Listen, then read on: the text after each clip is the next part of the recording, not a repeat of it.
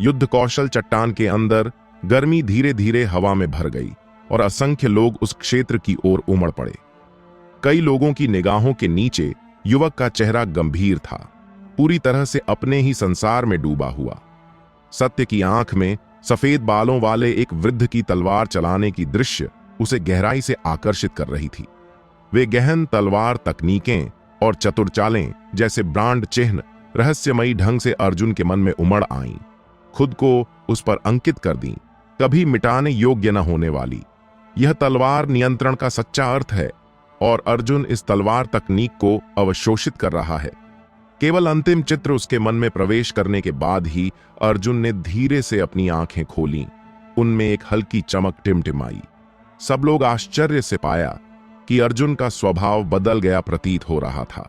वहां खड़ा होकर वह अदृश्य तीक्ष्णता बिखेर रहा था, जैसे एक बेजोड़ तलवार जिसका फल छोंगा गया हो, जो बहुत आकर्षक था। क्या उसने वास्तव में तलवार नियंत्रण तकनीक को समझ लिया?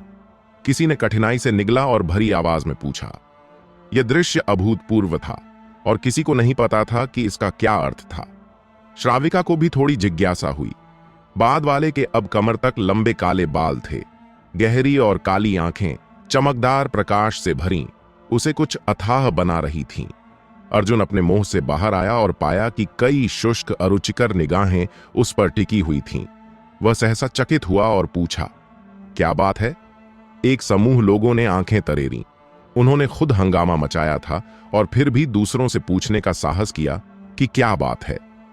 अर्जुन, क्या तुमने तलवार नियंत्रण तकनीक को निपुण कर लिया? एक वृद्ध का भाव गंभीर हो गया जब उसने अर्जुन को घूरा और गहरी आवाज में कहा, तलवार नियंत्रण तकनीक। अर्जुन ने पलक झपकाई, भ्रम का दिखावा किया और अनिश्चितता से कहा, मुझे कुछ ज्ञान प्राप्त हुआ है, लेकिन मुझे यकीन नहीं है। जैसा कहावत है, जंगल में जो वृक्ष अलग दिखे वह हवा से कट जाएगा। और अर्जुन एक राजवंशीय परिवार से इस सिद्धांत को गहराई से समझता था। यदि उसके और उसकी मां के लिए बहुत प्रमुख न होते तब वे त्रासदियां शायद न हुई होती। इसलिए उतार चढ़ाव का अनुभव करने के बाद अर्जुन अपनी क्षमताओं को छिपाने के महत्व को जानता है। अनिश्चित। कई लोग चकित हुए। यह कैसा उत्तर था? रोनित ने भौहें सिकोड़ी और सोचा, फिर आगे बढ़ा, हाथ पीछे रखे मुस्कुराया और कहा, अर्जुन, ऐसा कैसा रहे? चलो कुछ आदान प्रदान करें। यहां इतने लोग हैं, हम तुम्हें मदद करें कि क्या तुम्हारा प्राप्त ज्ञान किंवदंती वाली तलवार नियंत्रण तकनीक है? कई लोग मुस्कुराए, कहते हुए कि वे केवल अर्जुन की चालों का मुकाबला करने जा रहे थे, लेकिन हर कोई उनके स्वर में छिपी ईर्ष्या की झलक सुन सकता था। वे शायद अर्जुन को परेशान करने की योजना बना रहे थे। यदि तुम्हें मुकाबला करना है तो राजवंशीय कला प्रतियोगिता का इंतजार करो, अर्जुन ने शांतिपूर्वक कहा। वह कोई अनावश्यक परेशानी नहीं पैदा करना चाहता था। रोनित का चेहरा उदास था। यह तलवार नियंत्रण तकनीक बहुत महत्वपूर्ण थी। किसी भी हाल में उसे अर्जुन की वास्तविक शक्ति जाननी थी, अन्यथा यह मामला कई राजकुमारों को सोने या खाने न देने के लिए पर्याप्त था। रोनित ने ठट्ठा मारा और अपनी छाती से एक जेड की बोतल निकाली, कहते हुए, ऐसा कैसा रहे? यह मज्जा शोधन गोली है। यदि हम मुकाबला करें और तुम अखाड़े में खड़े रह सको तो मैं, तुम्हारा चौथा भाई, तुम्हें यह मज्जा शोधन गोली दूंगा। कैसा रहे? मज्जा शोधन गोली? असंख्य लोग तुरंत स्तब्ध हो गए। नाम से ही यह अमृत लोगों की नाड़ियों को शुद्ध करने और उनके शारीरिक स्वरूप को सुधारने में मदद कर सकता है। मानव शरीर में कई अशुद्धियां जमा हो जाती हैं जो साधना पर बड़ा प्रभाव डालती हैं। यह अमृत इन अशुद्धियों को बहुत कम कर सकता है, जो कई साधकों का स्वप्न है। यह व्यक्ति, वह वास्तव में सब कुछ दांव पर लगा रहा है। सुप्रिया ने होंठ फुलाए क्रोध से। यह गोली बहुत महंगी बनाने में आती है। राज परिवार या सीमित शक्तिशाली कुलों के अलावा किसी अन्य शक्ति के पास इसे बनाने की क्षमता नहीं है। भले ही वे साल में एक प्राप्त करें, वह अच्छा माना जाएगा। रोनित ने वास्तव में इस चीज को दांव पर लगाया। वह दांव लगाने को तैयार था। वास्तव में यह वस्तु रोनित द्वारा राजवंशीय कला प्रतियोगिता से पहले अपनी शक्ति बढ़ाने के लिए नियोजित थी और वह सामान्यतः इसे दांव पर न लगाता। हालांकि उसके बड़े भाई, दूसरी बहन और तीसरे भाई के अलावा राज परिवार की युवा पीढ़ी में कोई उसे धमकी नहीं दे सकता। अर्जुन की पृष्ठभूमि जानने के लिए उसके पास यह वस्तु निकालने के अलावा कोई चारा न था। मज्जा शोधन गोली। अर्जुन का हृदय भी गर्म हो गया। सेवक के रूप में इतने वर्षों तक सेवा करने के बाद उसके शरीर में अन्य साधकों से अधिक अशुद्धियां जमा हो गई थीं। इसलिए यह मज्जा शोधन गोली उसके लिए वास्तव में बहुत उपयोगी थी। ठीक है, तो मैं तुम्हारे साथ कुछ चालें खेलूंगा, अर्जुन ने ठंडे हास्य के साथ कहा। श्राविका ने सिर हिलाया। यह स्पष्ट रूप से एक जाल था। रोनित की शक्ति के साथ वह इस गोली को जीतने का कोई तरीका न था। लो यह। रोनित के होंठ एक दुष्ट ठट्ठे में मुड़े जब वह आगे बढ़ा, एक हथेली का प्रहार छोड़ा जो मिट्टी के पीले प्रकाश की लहर भेजा उसके ओर। इस क्षण वह स्पष्ट रूप से अपनी वास्तविक क्षमताओं का उपयोग कर रहा था। पिछले प्रतिद्वंद्वी से बदला लेने की कोशिश कर रहा था। इस हथेली प्रहार के साथ उग्र बल ने मलबे को उड़ा दिया। धूल तूफान की तरह भूमि पर फैल गई। उसकी शक्ति भयानक थी। अर्जुन शांत रहा, पैरों को थोड़ा हिलाया और शरीर घुमाया, जिससे हथेली उसके सीने से तिरछी गुजर गई। हमले से बच गया। हालांकि उसके द्वारा ले जाने वाली उग्र ऊर्जा ने अर्जुन के सीने में हल्का जलन का दर्द पैदा किया, जो रोनित के हथेली प्रहार की भयंकरता दर्शाता था। तुरंत बाद अर्जुन ने भी चाल चली। रोनित के सीने पर हथेली मारी। उसकी हथेली में धुंधला नीला प्रकाश था। रोनित का भाव भयंकर रूप से बदल गया। उस हथेली के अंदर उसने अत्यंत खतरनाक भावना महसूस की। वह भ्रमित था। अर्जुन की साधना स्तर स्पष्ट रूप से उससे कम था, तो क्यों हर बार जब वह चाल चलता तो उसे भय लगता। धड़ाक! रोनित ने दांत पीसे और मुक्का मारा।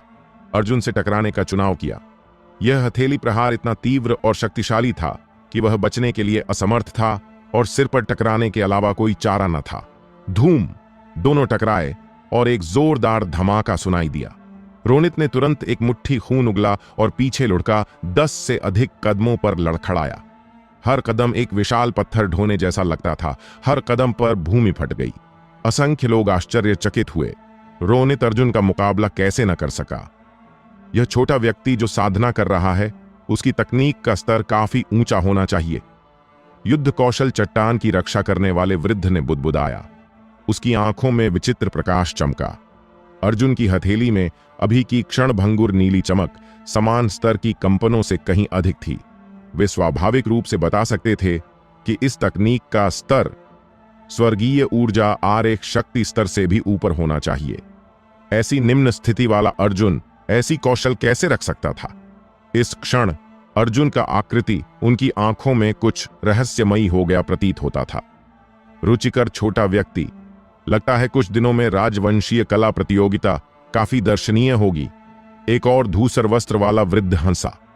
अर्जुन की अस्पष्ट साधना क्षमता उसके पास ऐसी विचित्र तकनीक होने से वास्तव में भ्रमित करने वाली थी। इससे उसे लगता था कि यह पतित युवराज फिर से उभरने वाला था।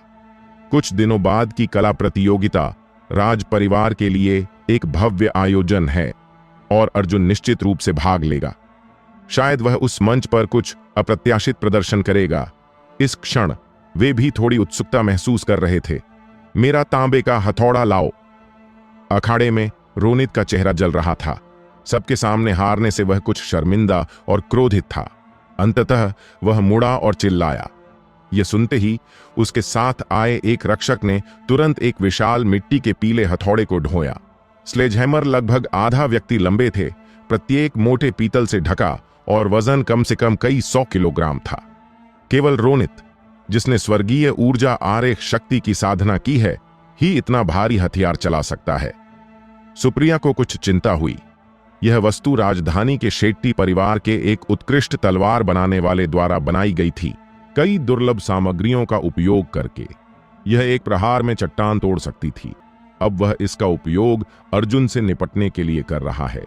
आश्चर्य है कि अर्जुन इसे संभाल पाएगा या नहीं। नौवां भाई, तुमने मुझे तांबे के हथौड़े का उपयोग करने के लिए मजबूर करके सम्मान अर्जित किया है। अब हार जाओ। रोनित ने हथौड़ा लिया। उसका उत्साह बढ़ा और फिर से जोरदार चीख के साथ आगे बढ़ा। धूम! वह अब एक जंगली जानवर की तरह चल रहा था। हर कदम भूमि पर गड़गड़ाहट पैदा करता और कांपता। उसके बाल उन्मादी रूप से उड़ रहे, जैसे वह पागल हो गया हो। ताई, शान दबाना। एक निश्चित दूरी तक पहुंचने के बाद रोनित की आंखों में दैवीय प्रकाश चमका और उसने अचानक हाथ में हथौड़ा ऊंचा उठाया और अर्जुन पर जोर से पटका। एक क्षण में यह कांस्य टुकड़ा हथौड़े से जैसे दो सूर्य चकाचौंध करने वाला प्रकाश फूटा, अतुलनीय रूप से चमकदार। बल उसके शरीर तक पहुंचने से पहले अर्जुन के पैरों तले की भूमि चटक गई और दरारें फैल गईं, जो हमले की शक्ति दर्शाती थीं। अर्जुन का भाव अपरिवर्तित रहा। उसने अपनी पीठ पर दरवाजे के पैनल से बंधी भारी तलवार खोली। उसके मन में उसने अभी प्राप्त तलवार नियंत्रण तकनीक का मंत्र याद किया। इसमें जैसे कोई जादुई शक्ति थी। उसके हाथ की भारी तलवार अचानक हल्की हो गई, बिना उसके ज्ञान के। फिर उसने दोनों भुजाओं से भारी तलवार को जोर से घुमाया और टकराया। फू! एक उग्र हवा अचानक प्रकट हुई। यह चाल शक्तिशाली और भयंकर थी। पूरे युद्ध कौशल चट्टान में उग्र हवा पैदा कर रही, कुछ टूटे पत्थरों को इधर उधर उड़ा रही। कुछ कमजोर व्यक्ति चीखे, भूमि पर गिरे, कई बार लुढ़के, फिर भयभीत भावों से अखाड़े को घूरा। झन! दो हथियारों के टकराने के बाद दो विभिन्न रंगों के प्रकाश जैसे दो ज्वार टकरा रहे, अत्यंत चकाचौंध और आश्चर्यजनक थे। और भूमि जैसे अदृश्य विशाल हाथ से फाड़ दी गई। 10 मीटर से अधिक लंबी एक खाई चटक गई। कई लोग आश्चर्य से सांस रोकी। ऐसा द्वंद्व भयानक है। इसकी विनाशकारी शक्ति वास्तव में आश्चर्यजनक है। कुछ वृद्ध लोग भी थोड़े आश्चर्यचकित हुए, अपेक्षा न करते कि अर्जुन रोनित के इतने उग्र हमले का सामना कर सके। फुस! अर्जुन और रोनित ने प्रत्येक भारी तलवार और भारी हथौड़ा चलाया, जैसे दो जंगली जानवर मिले, कोई पीछे न हटने को तैयार। रोनित ने दांत पीसे, माथे पर पसीना, इतने करीब लड़के के शांत चेहरे को घूरा, कुछ आश्चर्य महसूस किया। हालांकि उसकी साधना स्तर अर्जुन से ऊंची थी, उसके पास कोई लाभ न था। अर्जुन कौन सी साधना तकनीक अभ्यास कर रहा था जो इस अंतर को पूरा कर देती? धूम! वह और सोच पाने से पहले अर्जुन की भारी तलवार से एक और अधिक उग्र छिपी शक्ति अचानक हमला किया। रोनित का भाव भयंकर रूप से बदल गया। फूफ के साथ उसने एक मुट्ठी खून उगला, हवा में सुंदर परवलय बनाकर, फिर भारी गिरा भूमि पर धूल का बादल उठाया। आकाश तुरंत शांत हो गया। अर्जुन जीता। कई लोगों के हृदय रुक गए। वे चौड़े आंखों से घूरते, वहीं पत्थर बने। श्राविका का सुंदर चेहरा भी कुछ कठोर हो गया। अर्जुन का प्रदर्शन उसकी अपेक्षाओं से बहुत अधिक था। चौथा राजकुमार, जिसने कई वर्षों से साधना की थी, अर्जुन का मुकाबला न कर सका। यह पूरी तरह अविश्वसनीय था, यह सोचते हुए कि बाद वाला केवल एक कब्र साफ करने वाला सेवक था। क्या वह तलवार नियंत्रण तकनीक? कुछ वृद्धों ने निगाहें बदली, कुछ भ्रमित। अभी अर्जुन ने भारी तलवार को सहजता से पकड़ा, कुछ किंवदंती वाली तलवार नियंत्रण तकनीक जैसा। यही कारण है कि रोनित को हराया जा सका, अन्यथा यह बहुत कठिन होता। श्राविका ने हल्के से सांस ली। आज से सभी राज परिवार सदस्यों में उसके अलावा तीसरा राजकुमार और ड्रैगन रॉय, जो सबसे उत्कृष्ट हैं, एक और होगा, अर्जुन। अर्जुन को देखकर उसकी आंखों में गंभीरता की झलक थी। एक व्यक्ति जो कठिन परिश्रम और साधना से शक्ति प्राप्त करता है, हमेशा सम्मान का पात्र होता है। अर्जुन अकेला खड़ा, भारी तलवार पकड़े, कुछ हाँफ रहा था। यह द्वंद्व उसके लिए भी बहुत थकाने वाला था, क्योंकि उसने अभी तलवार नियंत्रण तकनीक प्राप्त की थी और इसका उपयोग करना उसके लिए काफी कठिन था। यदि उसने केवल एक बार देखने के बाद इतनी प्रगति की, तो जैसे जैसे उसकी समझ गहरी होगी, वह कितना शक्तिशाली होगा। इसकी सोचते हुए अर्जुन को कुछ उत्साह महसूस हुआ। मज्जाशोधन गोली। अर्जुन ने होश संभाला और रोनित की ओर लंबे कदमों से बढ़ा, ठट्ठा मारा। तुम? रोनित का चेहरा सिकुड़ा, अत्यंत क्रोधित। न केवल वह सबके सामने एक अपंग नामक अर्जुन से हार गया, बल्कि मज्जाशोधन गोली भी हार गया। यह वास्तव में दोहरा नुकसान था। लेकिन अर्जुन को उसके सामने खड़े सफेद दांत दिखाते गर्म मुस्कान देखकर रोनित का हृदय ठंडा हो गया। उसे कोई संदेह न था कि यदि वह अपने वचन से मुकरता तो यह नौवां भाई बिना दया के उसे पीट देगा। वह महीनों बिस्तर पर पड़े रहना नहीं चाहता था। अर्जुन, तुम में हिम्मत है, लेकिन मेरी और ड्रैगन रॉय की दोस्ती को मत भूलना। भाई ड्रैगन रॉय कुछ दिनों में राजवंशीय कला प्रतियोगिता में मेरे लिए न्याय करेंगे। रोनित ने दांत पीसे और मज्जा शोधन गोली सौंपी। जब उसने हाथ बढ़ाया वह दर्द भरा लग रहा था। यह राज परिवार में भी कीमती अमृत था। ड्रैगन रॉय, मैं द्वंद्व में उसे कीचड़ बना दूंगा। अर्जुन ने ठट्ठा मारा और जेड की बोतल ली। उसे खोलते ही एक सुगंधित सुगंध हवा में फैल गई। जेड की बोतल के अंदर एक हल्का पीला गोली अंगूठे के आकार का, शांत पड़ा, मोती की तरह चमकता। यह निश्चित रूप से अच्छा उत्पाद था। अर्जुन मुस्कुराया और सिर हिलाया, फिर जेड की बोतल रखी और युद्ध कौशल चट्टान छोड़ दी। चारों ओर लंबे समय तक शांत रही। असंख्य लोग मूर्ख बने। अर्जुन का प्रदर्शन सबको पूरी तरह स्तब्ध कर दिया। आज तक क्या उसने तलवार नियंत्रण तकनीक प्राप्त की है? यह रहस्य बना हुआ है। वृद्ध पुरुषों ने निगाहें बदलीं और सिर हिलाए। अर्जुन ने आज जो आश्चर्य दिया वह वास्तव में विशाल था। बहन, क्या लगता है 9वें भाई राजवंशीय कला टूर्नामेंट में भाई ड्रैगन रॉय को हरा सकते हैं? सुप्रिया ने संकोच किया, जैसे कुछ सोचा, फिर सहन न कर सका और पास की श्राविका से पूछा। वह कला प्रतियोगिता राजवंश में दुर्लभ भव्य आयोजन था। चूंकि अर्जुन साधना कर सका, वह निश्चित रूप से भाग लेगा और बहुत संभावना से ड्रैगन रॉय से भिड़ेगा। जब दो बाघ लड़ते हैं तो एक घायल होना निश्चित है। यह कठिन है। ड्रैगन रॉय की शक्ति साधारण लोगों की कल्पना से परे है। श्राविका ने सिर हिलाया और हल्के से सांस ली। ड्रैगन रॉय न केवल राजवंश का वर्तमान युवराज है, बल्कि विधिशास्त्र स्कूल का समर्थन प्राप्त है।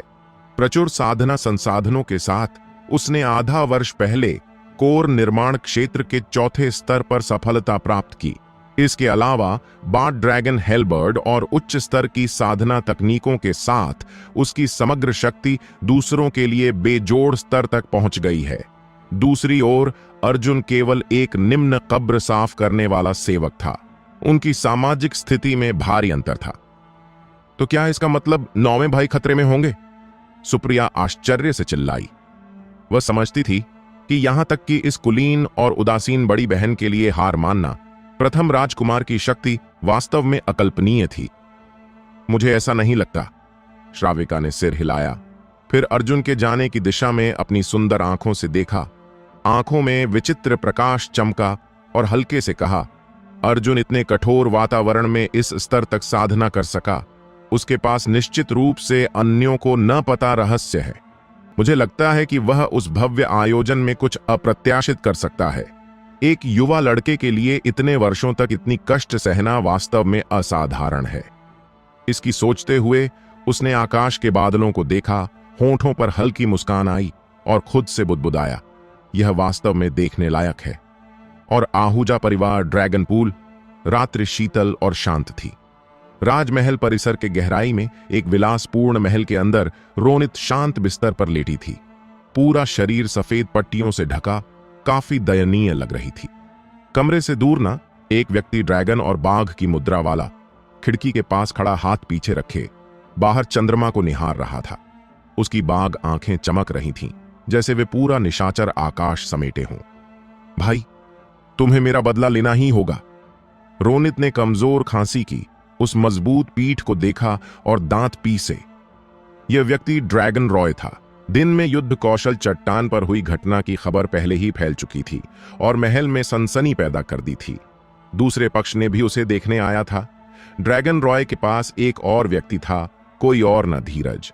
रोनित की दयनीय स्थिति देखकर वह सहन न सका और मुट्ठियां भींची, दांत पीसे और हृदय में साझा घृणा का भाव उठा। कल अर्जुन ने उसकी एक उंगली तोड़ी और आज रोनित को अर्जुन ने इस दयनीय स्थिति में पीट दिया। वह हरामी उनकी गुट के खिलाफ जानबूझकर जा रहा प्रतीत होता था, जो उसे अत्यंत क्रोधित कर रहा था। ड्रैगन रॉय ने कुछ न कहा, लेकिन उसकी मुट्ठियां थोड़ी कसीं, चरमराती ध्वनि पैदा की। स्पष्ट था, अर्जुन के बार बार जानबूझकर प्रतिक्रियाओं ने उसके अंदर क्रोध की लहर जगा दी थी। भतीजे रोनित, तुम ठीक हो? तभी महल के बाहर एक स्त्री की आवाज आई। एक कुलीन स्त्री बारीक रेशमी वस्त्रों में, फीनिक्स वस्त्र और कढ़ाई वाले पोशाक में अंदर आई। वह लगभग 40 वर्ष की थी। हालांकि वह अब युवा न थी, उसकी त्वचा अभी भी गोरी थी। उसके पास लंबे समय से शक्ति से आई अधिकार की मुद्रा थी और वह राजसी कृपा का आभा बिखेर रही थी। मां, चाची! धीरज और रोनित दोनों ने आंखों में सम्मान की झलक दिखाई और एक दूसरे को पुकारा। यहां तक कि ड्रैगन रॉय मुड़ा और सम्मान पूर्वक पुकारा, मां! यदि अर्जुन यहां होता तो उसकी आंखें द्वेष से भर जाती। यह स्त्री कोई और न पूर्वी साम्राज्य, वर्तमान साम्राज्य थी। उनकी मां बेटे की दुर्दशा सब इसी स्त्री के कारण थी। चिंता के लिए धन्यवाद चाची, मैं ठीक हूं, रोनित ने जबरदस्ती मुस्कुराते हुए बिस्तर पर लेटे कहा। हालांकि वह पूर्वी साम्राज्य का जैविक पुत्र न था, उसकी मां भी विधिशास्त्र स्कूल से आई थी। कढ़ाई से कहें, वे सभी इस महल में एक ही प्रकार के थे। यही कारण है कि वह हमेशा ड्रैगन रॉय का अनुसरण करता था। पूर्वी साम्राज्य के आगमन पर उसने देखा कि रोनित की चोटें स्थिर हो गई हैं और सिर हिलाया। फिर उसके राजसी चेहरे पर कठोर भाव आया जब उसने पूछा, आखिर क्या हुआ? क्या वह हरामी अर्जुन अपंग न था? वह अब साधना कैसे कर सकता है? उन शब्दों के उच्चारण होते ही पूरे कमरे का तापमान थोड़ा गिर गया। रोनित और धीरज दोनों ने कठिनाई से निगला, कुछ भयभीत। यह मां और चाची, जिसका स्वभाव काफी तेज था, हमेशा एक अधिकारपूर्ण व्यक्ति थी जो उन्हें कुछ डराती थी। ड्रैगन रॉय ने भौहें सिकोड़ी और धीरे कहा, मैं भी इस मामले की जांच कर रहा हूं। शायद तब कुछ गड़बड़ हो गई थी और उस बच्चे का दांतियां पूरी तरह नष्ट न हुई। वह इन वर्षों से इसे छिपा रहा, हम सबको धोखा दे रहा। यह बच्चा असाधारण है, वह एक छिपे सांप की तरह है, इतने वर्षों तक सहन कर सका। पूर्वी साम्राज्य के हृदय में ठंडक दौड़ी। एक लापरवाह और शक्तिशाली शत्रु भयानक न होता, वास्तव में भयानक वह है जो अपने दांत छिपाए लेटा रहता है। सबसे महत्वपूर्ण, अर्जुन केवल 15 या 16 वर्ष का है। जब वह बड़ा होगा तो वह कैसा होगा? उसे रहने न दिया जाए, उसे महल से निकालना होगा। पूर्वी साम्राज्य ने मेज पर हाथ पटका। उसके राजसी चेहरे पर अब दुष्ट भाव था। उसे भी खबर मिली थी कि राजकुमार दक्ष उस समय की घटना की जांच कर रहा है।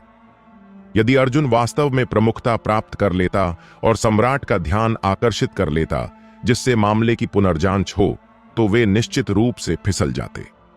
हां, मैं राजवंशीय कला टूर्नामेंट में उसका ख्याल रखूंगा। ड्रैगन रॉय का चेहरा कुछ उदास था जब उसने मुट्ठियां थोड़ी कसी। उन्होंने अपनी स्थिति सुरक्षित करने के लिए इतनी मेहनत की थी और वे बिल्कुल किसी को उन्हें नीचे खींचने न देंगे। ठीक है, यदि स्थितियां अनुमति दें तो इस हरामी को अपंग करना सबसे अच्छा होगा।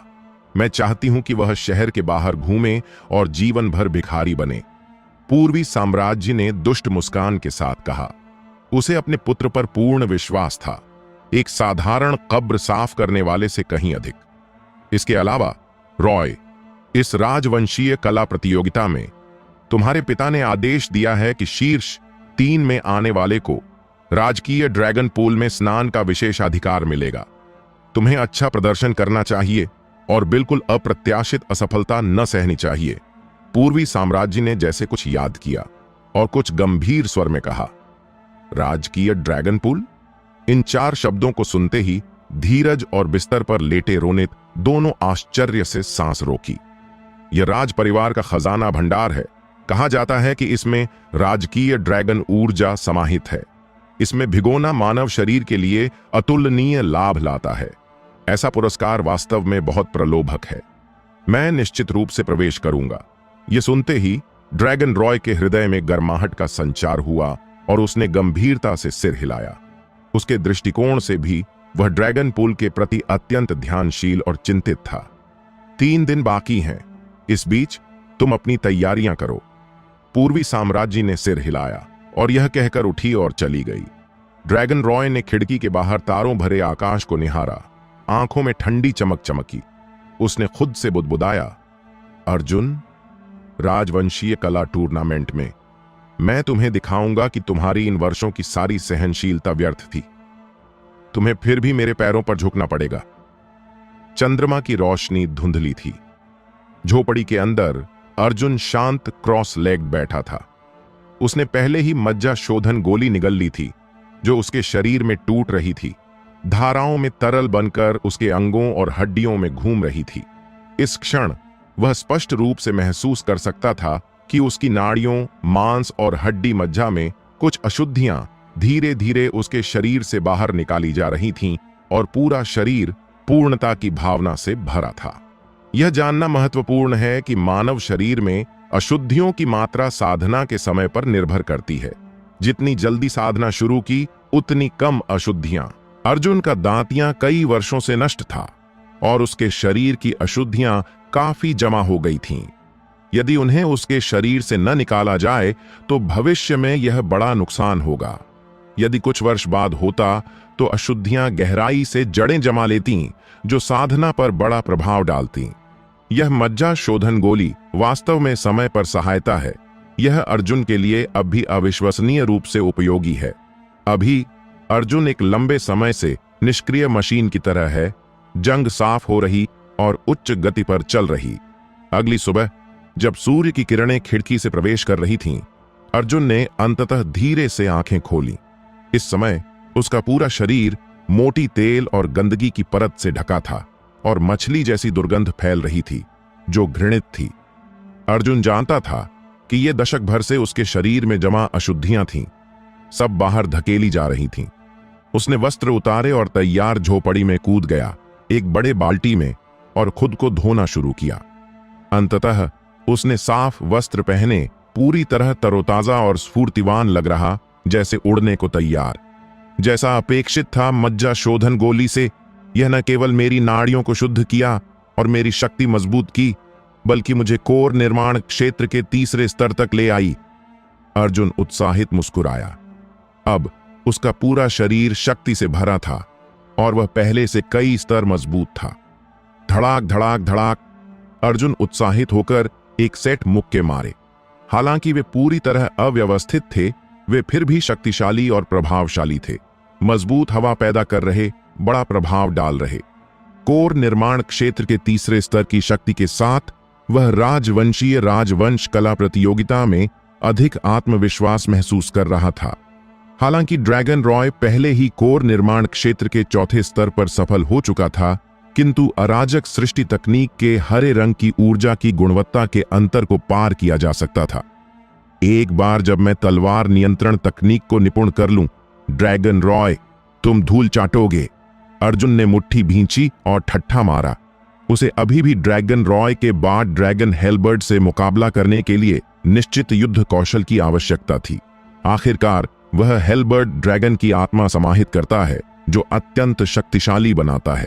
इसकी सोचते हुए अर्जुन ने और संकोच न किया। भारी तलवार उठाई, दरवाजा धकेला और बाहर गया। भारी तलवार पकड़े अभ्यास शुरू किया। तलवार तकनीक मन की साधना पर जोर देती है। अर्जुन की तलवार चालें तेज न थीं। सौभाग्य से कोर निर्माण क्षेत्र के तीसरे स्तर पर सफल होने के बाद अर्जुन अब इस भारी तलवार को बिना अधिक कठिनाई के उठा सकता था। चट्टान पर अर्जुन ने देखा कि चित्र में सफेद बालों वाले वृद्ध ने हजारों चालें अभ्यास की थीं, लेकिन वास्तव में वे 3 चालों में संक्षिप्त हो सकती थीं। विभाजन तकनीक, फ्लर्टिंग की कला, झाड़ू तकनीक, ये 3 चालें तलवार नियंत्रण तकनीक का सार हैं। यही कारण है कि इस तकनीक के रचयिता ने उस चट्टानी चट्टान पर ये 3 तलवार चिन्ह छोड़े। हालांकि यह सरल लगती है, वास्तव में यह बहुत कठिन है। यहां तक कि एक सरल विभाजन तकनीक के लिए अभ्यासकर्ता को सांस, आंतरिक ऊर्जा और मानसिक एकाग्रता के बीच आश्चर्यजनक संतुलन प्राप्त करना पड़ता है। इसके अलावा जटिल तलवार मुद्राओं को अपनाने के। धड़ाक अर्जुन लड़खड़ाया और भारी तलवार से भूमि पर गिरा, धूल उड़ाई। वह हार मानने को तैयार न था। असफल, फिर कोशिश करो। उसने दांत पीसे और खड़ा हुआ। धड़ाक हर बार जब अर्जुन गिरता, वह जल्दी उठ जाता। उसके सुंदर चेहरे पर जिद्दी विद्रोह का भाव आ जाता। ऐसी दृढ़ता संभवतः कुछ वयस्कों को भी लज्जित कर देती। बचपन से घृणा का बोझ ढोते हुए अर्जुन ने अंततः मोड़ लाने का अवसर देखा। किसी भी हाल में उसे राजवंशीय कला प्रतियोगिता में प्रथम स्थान जीतना था। वह हार न मान सकता। सोचते हुए अर्जुन को लगा जैसे उसके हृदय में लौ जल रही हो, और वह सहन न कर सका और लंबी चीख छोड़ी। शायद घृणा से प्रेरित उसकी बार बार असफलताओं ने उसके शारीरिक क्षमताओं में विचित्र चरम पैदा किया। उसके शरीर के सभी पहलुओं ने संतुलन की अवस्था प्राप्त की। एक निश्चित क्षण में भारी तलवार से चमकदार गहरा सुनहरा प्रकाश उभरा। अर्जुन के आगे के प्रहार के साथ आंगन के सामने कई हजार किलोग्राम का विशाल पत्थर फटा। पत्थर के टुकड़े इधर उधर बिखर गए। यदि अन्य इसे देखते तो स्तब्ध हो जाते। इतना विशाल पत्थर टूट गया। यदि यह व्यक्ति पर गिरता तो परिणाम अकल्पनीय होते। अर्जुन भी चकित हुआ।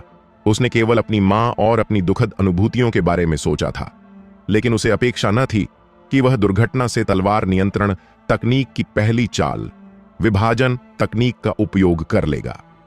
यह वास्तव में अप्रत्याशित सौभाग्य था। अर्जुन के चेहरे पर आनंद का भाव आया। तलवार नियंत्रण तकनीक की शक्ति ने उसे निराश न किया। सबसे महत्वपूर्ण, उसने महसूस किया कि तलवार नियंत्रण तकनीक इन 3 चालों तक सीमित न थी, बल्कि एक और गहन स्तर प्रतीत होता था जिसे वह अब भी समझ न सका। युवराज, पूर्वी साम्राज्ञी, क्या तुम तैयार हो? राजवंशीय कला टूर्नामेंट में हिसाब चुकाने का समय आ गया। अंततः अर्जुन ने अपनी गहरी सुनहरी महान तलवार नीचे रखी। उसकी स्पष्ट आंखें राजमहल की दिशा में देखीं और ठंडे हास्य के साथ खुद से बुदबुदाया। वर्षों की कष्ट के बाद सुरंग के अंत में प्रकाश अंततः प्रकट हुआ। अब उसके हृदय में गर्माहट का संचार हो रहा था और वह उस दिन का उत्सुकता से इंतजार कर रहा था। समय बीतने के साथ और राजवंशीय कला प्रतियोगिता नजदीक आते ही पूरे राजमहल के वातावरण में दिन प्रतिदिन तनाव बढ़ता गया। यह प्रतियोगिता केवल सीधे वंशजों के बीच मुकाबला न थी, कुछ पार्श्व वंशज भी भाग लेंगे। इस प्रतियोगिता में अच्छा परिणाम प्राप्त करना न केवल उन्हें गर्व दिलाएगा, बल्कि उनके राज्य परिवार की शाखा को भी सम्मान दिलाएगा। एक लाभदायक स्थिति। असंख्य युवा अपनी चाकू तेज कर रहे हैं, गुप्त रूप से उत्साह से जल रहे और इसे बहुत गंभीरता से ले रहे। आंख मिचकते 2 दिन बीत गए जब सब राजवंशीय कला टूर्नामेंट के आगमन का उत्सुकता से इंतजार कर रहे थे। भोर में जब सूर्य की पहली किरणें महल में प्रवेश कर रही थीं, यह विशाल और भव्य भवन परिसर धीरे धीरे जागृत हो रहा प्रतीत होता था। जैसे सोता हुआ विशालकाय तीव्र अग्निमय आभा बिखेरता। राजनगर के अंदर और बाहर असंख्य प्रसिद्ध व्यक्ति अपने सबसे उत्कृष्ट कनिष्ठों को कला प्रतियोगिता के स्थल की ओर ले जा रहे थे, उच्च उत्साह की मुद्रा बिखेरते। पर्वत के पीछे कब्रिस्तान में एक अप्रासंगिक छोटी कब्र के सामने एक युवा लड़का घुटनों पर बैठा सम्मानपूर्वक सिर झुकाता है। चारों ओर अधिकांश भव्य समाधियां थीं, लेकिन यह उदास कब्र एक दूरस्थ कोने में स्थित केवल पीली मिट्टी से ढेर लगाई गई, बहुत सादी लग रही, तीखा विपरीत बनाती। यह अर्जुन की मां की कब्र है। एक साम्राज्ञी के रूप में उसे गहराई में दफनाया जाना चाहिए था, लेकिन तब की झूठी आरोप से फंसने के कारण उसे ऐसे कोने में दफनाया गया जो वीरानी का भाव बिखेरता।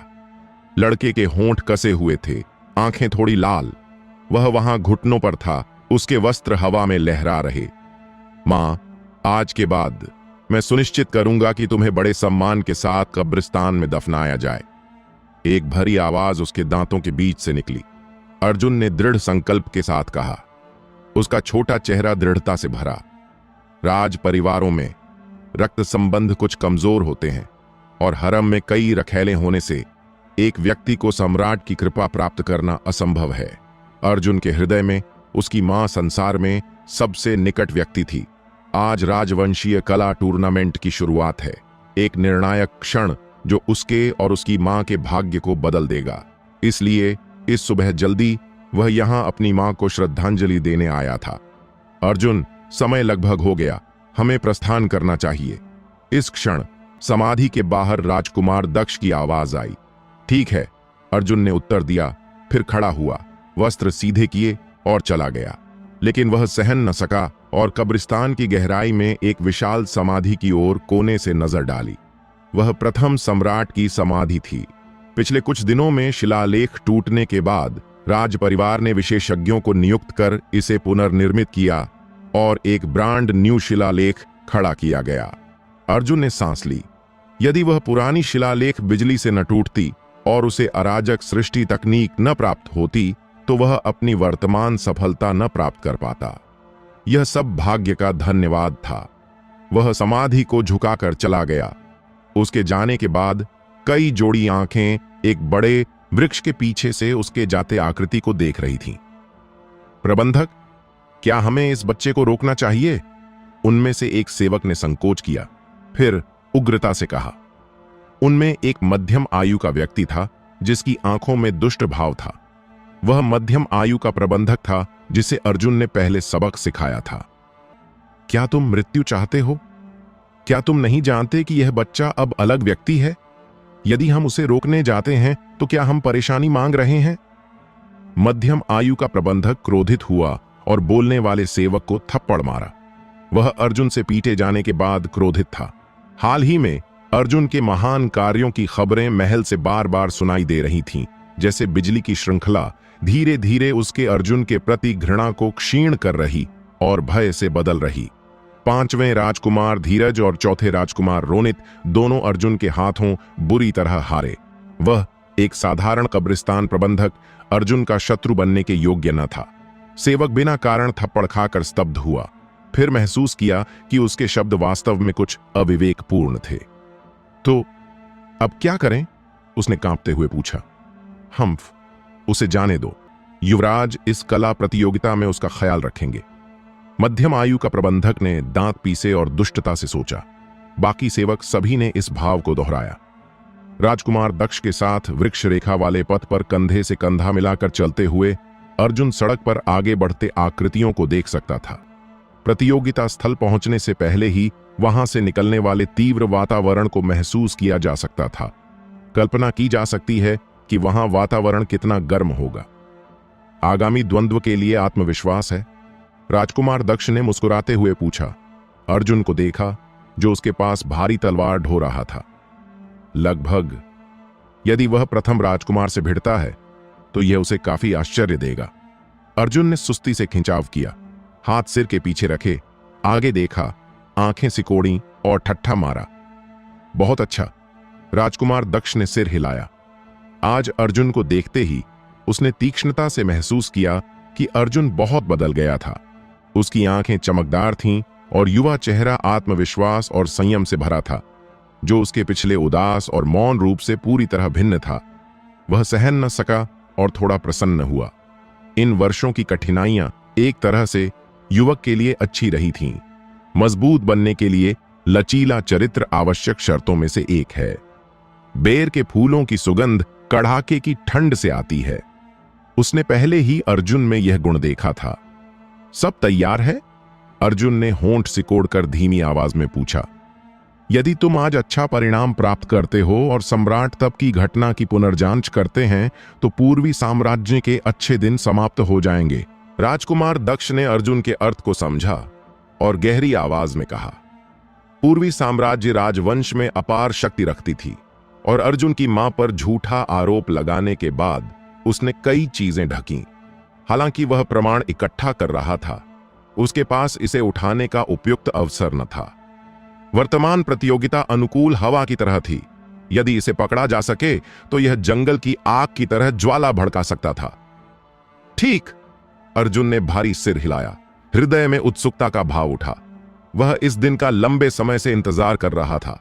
राजवंशीय कला टूर्नामेंट, सब कुछ उलटने का अवसर अंततः आ गया। राजकीय चौक महल के बहुत केंद्र में स्थित एक विशाल क्षेत्र है जो 10,000 लोगों को समा सकता है और सामान्यतः केवल भव्य समारोहों के लिए खोला जाता है। चौक अब लोगों से भरा था, कंधे से कंधा, जिसकी हलचल ने आकाश के बादलों को भगा दिया प्रतीत होता। वास्तव में भव्य दृश्य पैदा किया। जैसे ही अर्जुन चौक में कदम रखा, राव ने पहले ही अनुमान लगाया था कि कला प्रतियोगिता जीवंत होगी, लेकिन उसे अपेक्षा न थी कि यह इस स्तर तक पहुंचेगी और वह मौन रह गया। राजधानी के सभी प्रमुख शक्तिशाली परिवारों ने झुंड में आगमन किया। राज्य परिवार की विभिन्न पार्श्व शाखाओं के साथ, सिविल और सैन्य अधिकारियों आदि के साथ राजधानी शहर के लगभग हर प्रमुख व्यक्ति उपस्थित था। इतना जीवंत दृश्य कि लगभग रोमांचक था। वह प्रतियोगिता क्षेत्र है, अभी जल्दी है, क्यों न तुम सीट ढूंढ लो। राजकुमार दक्ष ने चौक के पूर्वी भाग के एक क्षेत्र की ओर इशारा किया और मुस्कुराया। वह एक प्रसिद्ध राजकुमार और राजा था और एक कनिष्ठ जैसे अर्जुन के साथ बैठना असंभव था। चौक में महत्वपूर्ण अधिकारियों और राजकुमारों के लिए विशेष क्षेत्र था। ठीक है, तो विदा, राजकुमार दक्ष चाचा। अर्जुन ने सिर हिलाया और मुस्कुराया, फिर राजकुमार दक्ष से विदा लेकर सीधे पूर्व की ओर चला। प्रतियोगिता क्षेत्र लोगों से भरा था, अधिकांश युवा ऊर्जा बिखेरते। यह अर्जुन है, मैंने सुना है वह अब प्रमुखता में आ गया है। हाँ, इन सभी वर्षों में वह धैर्यपूर्वक पर्वत के पीछे कब्रें साफ करता रहा। वह वास्तव में असाधारण है। अर्जुन के आगमन ने तुरंत प्रतियोगिता क्षेत्र में सनसनी पैदा की। आश्चर्य, जिज्ञासा और अविश्वास के भावों ने उसे घेर लिया।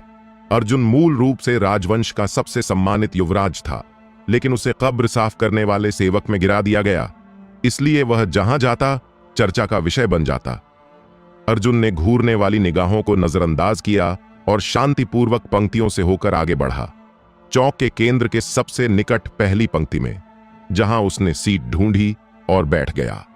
उसके आगे चौक के केंद्र में एक विशाल खुला स्थान था। लाल रेखाएं क्षेत्र में क्रॉस से फैलीं, विभिन्न अखाड़ों की रूपरेखा बनाती, प्रत्येक पर संख्या अंकित 1 से 50 से अधिक तक। यह आगामी मैच का स्थल था।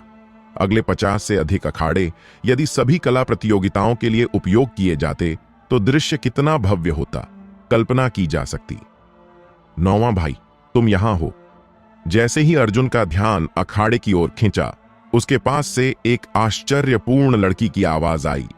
अर्जुन ने नजर घुमाई और दूर से सुप्रिया और श्राविका को आते और उसके पास बैठते देखा। अर्जुन ने हल्के से मुस्कुराया और दोनों स्त्रियों को अभिवादन किया।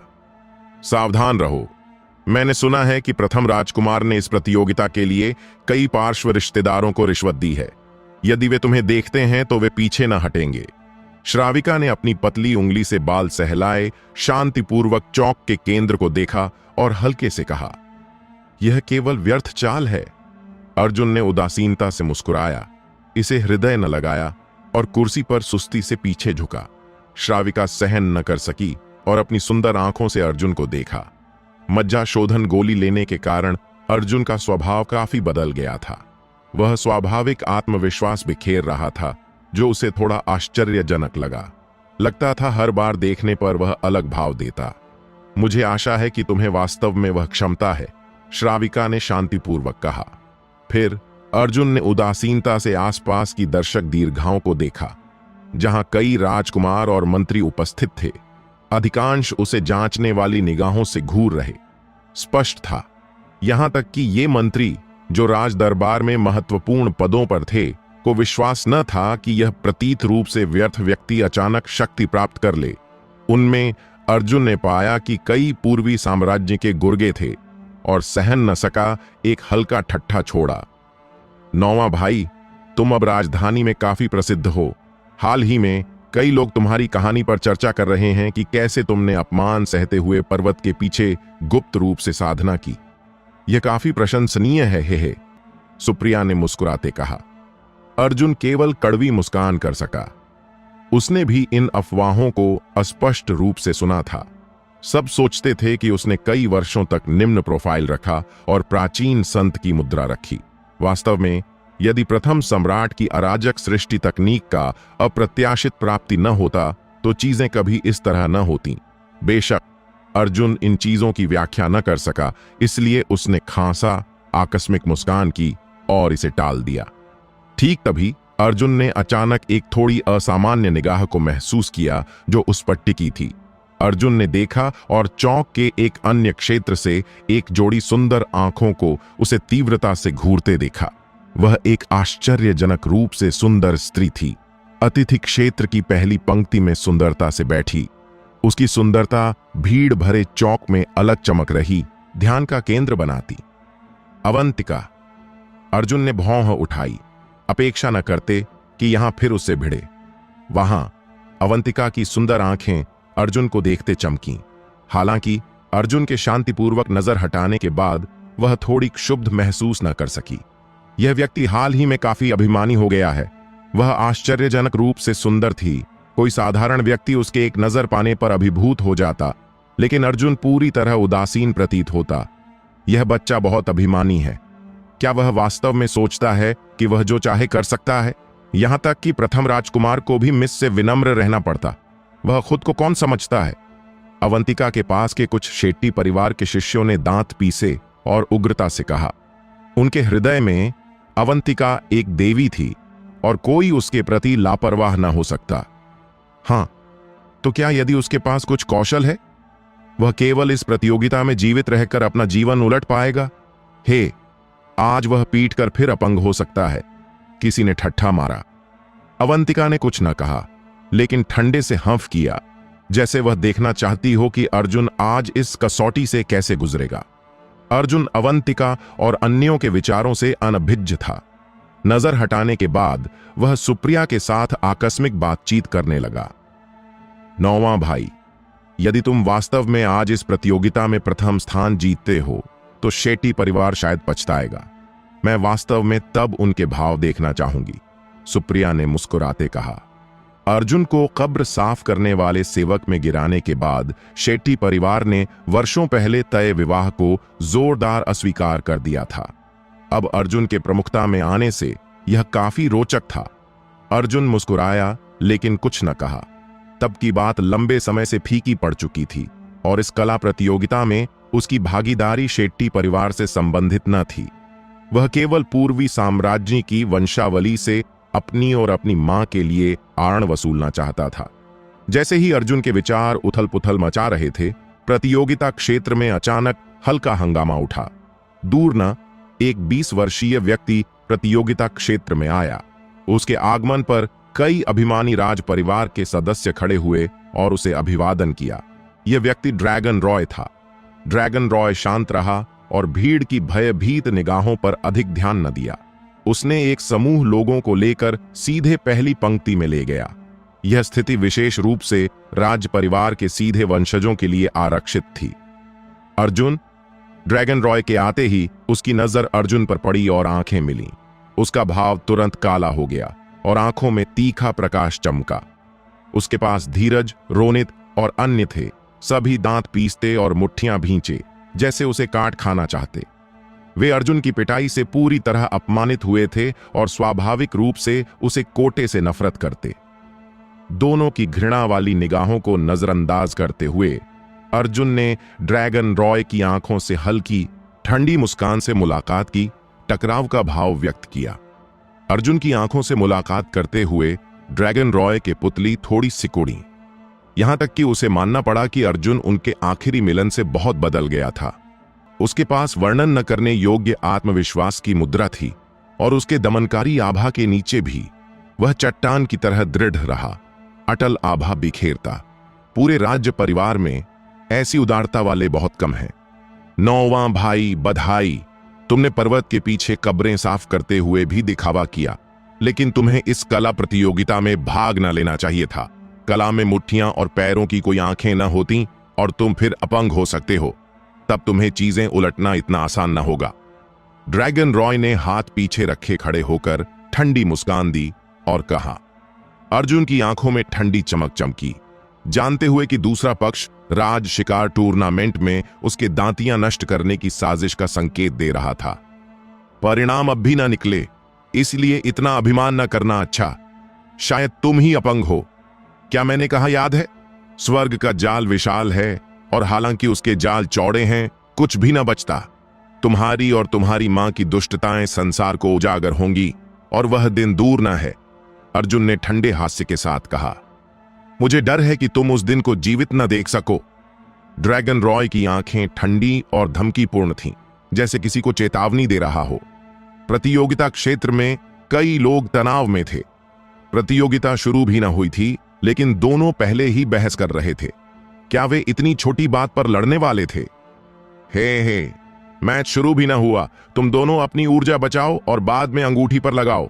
ठीक तभी एक कोमल हंसी गूंजी और दूर से एक सुंदर युवक सोने के मुकुट और बंधे बालों वाला आया।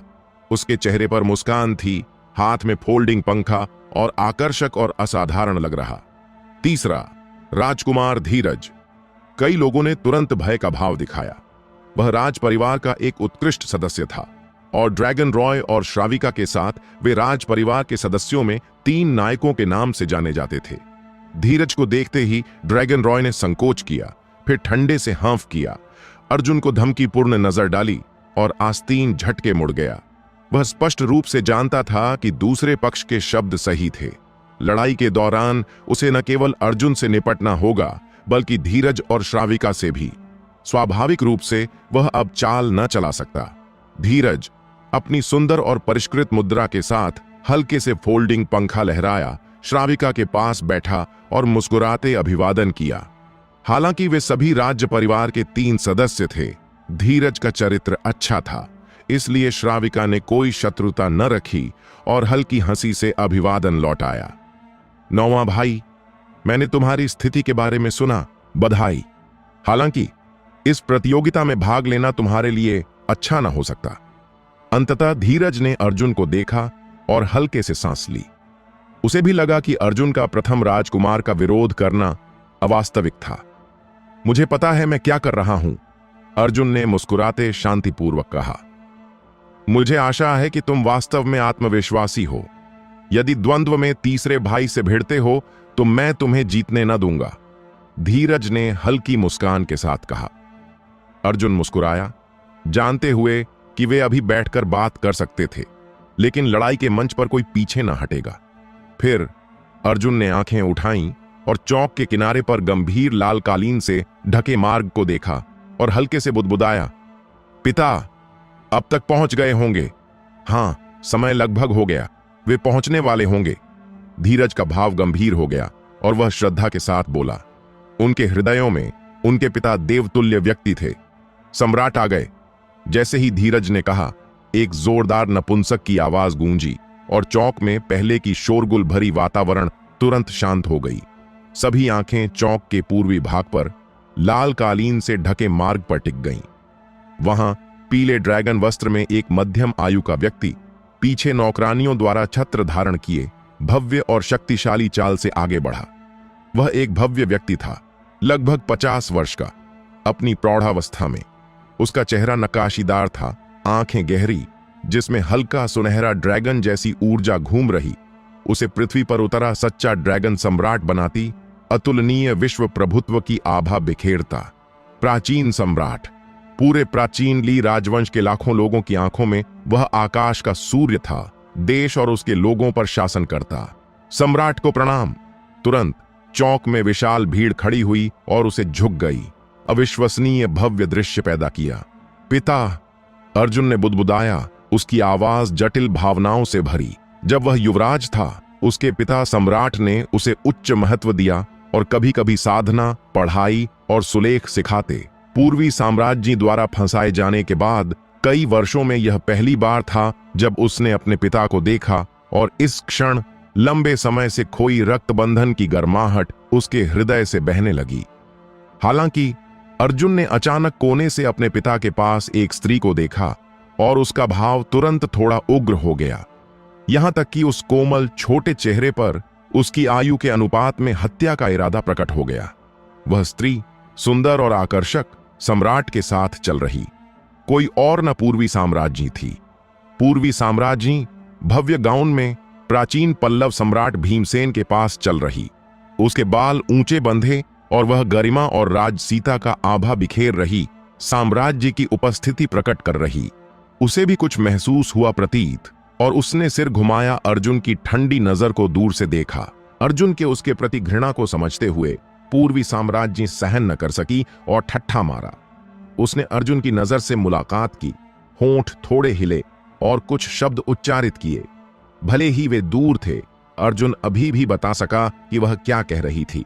तुम छोटे हरामी, आज तुम समाप्त हो। अर्जुन का भाव ठंडा था और उसने होंठ हिलाए कुछ कहने के लिए। जैसे ही उसने कहा, पूर्वी साम्राज्य का चेहरा पूरी तरह उदास और थोड़ा पीला हो गया, क्योंकि उसने समझा कि अर्जुन कह रहा था, बुजुर्ग स्त्री, देखते हैं। साम्राज्य को बुजुर्ग स्त्री कहे जाने से क्रोध आया और पूर्वी इंपीरियल कंसॉर्ट ने प्रतियोगिता क्षेत्र से दूर न प्रथम राजकुमार ड्रैगन रॉय को तीखी नजर डाली। अर्जुन ने इन टिप्पणियों पर ठट्ठा मारा और पूरी तरह नजरअंदाज कर दिया औपचारिकताओं की आवश्यकता न सब। कृपया बैठ जाएं। प्राचीन पल्लव सम्राट ने चौक में असंख्य लोगों की भयभीत निगाहों के साथ आगे बढ़ा, उत्तर में खड़े उच्च मंच पर पहुंचा और गहरी आवाज में कहा, आज की राजवंशीय कला प्रतियोगिता राज परिवार के सभी सदस्यों के लिए खुली है। 30 वर्ष से कम आयु वाले को छोड़कर शीर्ष 3 में आने वाले को राजकीय ड्रैगन पूल में स्नान का विशेषाधिकार मिलेगा। लोगों से भरा चौक हलचल से भर गया। राजकीय ड्रैगन पूल एक ऐसा खजाना है जो कुछ वर्षों में पर्याप्त ऊर्जा इकट्ठा कर सकता है। हर बार यह केवल 3 लोगों द्वारा साधना के लिए उपयोग किया जा सकता है। यदि कोई स्नान करता है तो यह मानव शरीर में लगभग परिवर्तन लाता। राजवंश के इतिहास में सबसे प्रभावशाली व्यक्ति सभी ने यह उपचार प्राप्त किया। जो भी इस अवसर को प्राप्त करता, कल्पना की जा सकती कि वह अपनी करियर में तेजी से उभरेगा और आगे का मार्ग सुगम होगा। और प्रतियोगिता के नियम वे पिछले वर्षों जैसा ही होंगे। चुनौती प्रारूप के माध्यम से आयोजित।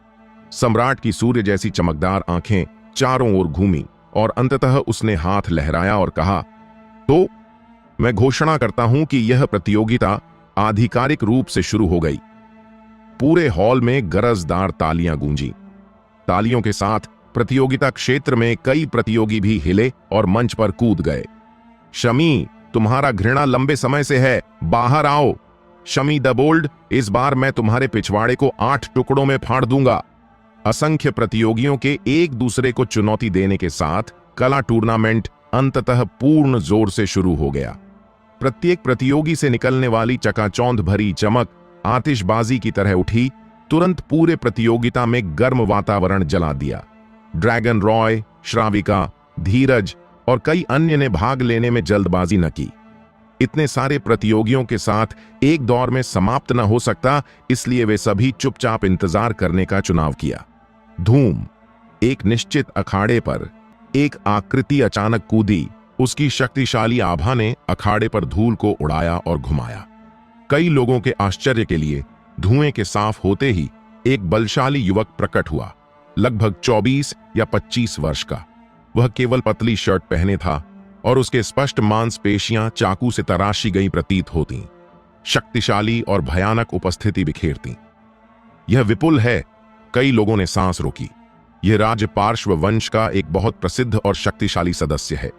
अपेक्षा न थी कि वह इतनी जल्दी प्रकट हो। विपुल? अर्जुन ने भौं उठाई। उसने अस्पष्ट रूप से उसके बारे में सुना था। प्रसिद्धि के मामले में वह तीसरे राजकुमार धीरज के लगभग बराबर था। सावधान रहो, विपुल हमेशा प्रथम राजकुमार का आज्ञाकारी रहा है। उसका जल्दी प्रकट होना तुम्हारे से संबंधित हो सकता है, श्राविका ने कम आवाज में कहा। भौहें थोड़ी सिकोड़ी। अर्जुन ने सिर घुमाया और दूर न प्रथम राजकुमार को विपुल को सार्थक नजर डालते देखा। विपुल ने जैसे कोई समझ प्राप्त की, सिर हिलाया और मुस्कुराया, फिर अर्जुन की नजर से मुलाकात की। मैंने सुना है कि अर्जुन ने साधना शुरू की है और काफी मजबूत है। मैं तुमसे सीखना चाहूंगा। चारों ओर हलचल मच गई, स्पष्ट रूप से अर्जुन पर केंद्रित। शांतिपूर्वक विपुल को देखते हुए अर्जुन ने भी ठंडी मुस्कान सिकोड़ी। क्या यह प्रथम राजकुमार द्वारा भेजा गया व्यक्ति था उसके क्षेत्र में उपद्रव करने के लिए? ठीक है, जैसा तुम्हारी इच्छा। अर्जुन ने ठट्ठा मारा, पैर भूमि पर पटका और पूरा शरीर मध्य हवा में घूमा, अखाड़े पर उड़ गया। उसकी सुंदर मुद्रा ने कई लोगों का ध्यान आकर्षित किया। विशेषज्ञ का कौशल तुरंत स्पष्ट होता है। यह अकेले दिखाता है कि अर्जुन न केवल वास्तव में प्रमुखता में आ गया है, बल्कि उसकी शक्ति संभवतः राज परिवार के सभी सदस्यों में सबसे गहन है। अखाड़े पर खड़े होकर अर्जुन शांत रहा। जब विपरीत बलशाली विपुल को देखा, उसने धीरे हाथ बढ़ाया, थोड़ा मोड़ा और कहा, आओ। विपुल की आंखों में ठंडी चमक आई, जैसे अपमानित हुआ हो। फिर उसने ठंडी मुस्कान दी और कहा, यदि हिम्मत है तो यह लो। धूम। उसने एक कदम आगे बढ़ाया और अचानक अर्जुन की ओर दौड़ा। वह लंबा था, लगभग 2 मीटर ऊंचा और मांसल। जैसे ही वह दौड़ा, वह जंगली जानवर की तरह चला और हर कदम भूमि को थोड़ा हिलाता, जो काफी भयानक था। एक निश्चित दूरी तक पहुंचने पर विपुल ने अपनी विशाल मुट्ठी उठाई और अर्जुन के माथे पर पटकी। उस मुट्ठी से निकलने वाला गहरा पीला प्रकाश तोप के गोले की तरह था, भारी और शक्तिशाली। उसके पास कोर निर्माण क्षेत्र के तीसरे स्तर का शिखर शक्ति थी। यदि यह मुक्का लगता तो परिणाम अकल्पनीय होते। अर्जुन का भाव अपरिवर्तित रहा। वह झुका हमले से बच गया, फिर विपुल के पेट में लात मारी। उसके पैर में हल्का नीला प्रकाश घूम रहा। विपुल की पुतलियां भी सिकुड़ी, उससे निकलने वाली खतरनाक आभा महसूस करते। हालांकि वह लंबा और साहसी था और उसकी साधना तकनीकें शक्ति की ओर झुकीं। वह सबसे कम डरता था कि अन्य उसके साथ सिर पर टकराएं। उसने दुष्टता से मुस्कुराया और घुटना आगे धकेला, जोर से अर्जुन के पैर में पटका। घुटना मानव शरीर का अपेक्षाकृत मजबूत भाग है और उसकी अपार शक्ति को देखते हुए यह चाल, जो शक्ति से कमजोरी पर हमला करती, स्वाभाविक रूप से कुछ लाभ देती। धड़ाक! एक जोरदार धमाका गूंजा और विपुल कई मीटर पीछे उछला। उसके पैर भूमि पर लंबा निशान छोड़ते। क्या? कई लोग आश्चर्यचकित हुए। विपुल, जो मजबूत था, वास्तव में नुकसान में था। धीरज ने भी भौहें सिकोड़ी। उसके 9वें भाई की अभ्यास की साधना तकनीक काफी असाधारण प्रतीत होती थी।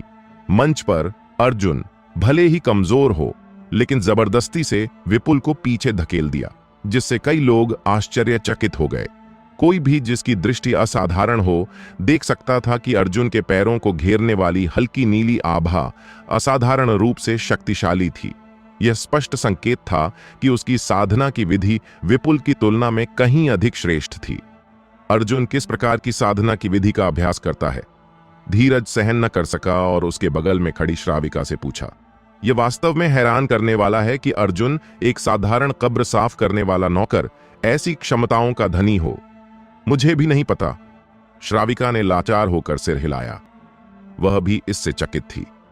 प्रकाश की गुणवत्ता से आंकते हुए, यहां तक कि उसकी विशेष रूप से विकसित राजसी उच्च स्तरीय विधि, अग्नि को दी हुई आहुति, शायद कुछ हद तक हीन हो। साम्राज्य वंश के राजकुमारियां और राजकुमार वास्तव में एक साधारण कब्र साफ करने वाले द्वारा अभ्यास की जाने वाली साधना की विधियों से हीन हैं। यह वास्तव में विचित्र है। यह 9वां भाई वास्तव में कोई साधारण व्यक्ति नहीं है। धीरज रुचि से हंस न सका।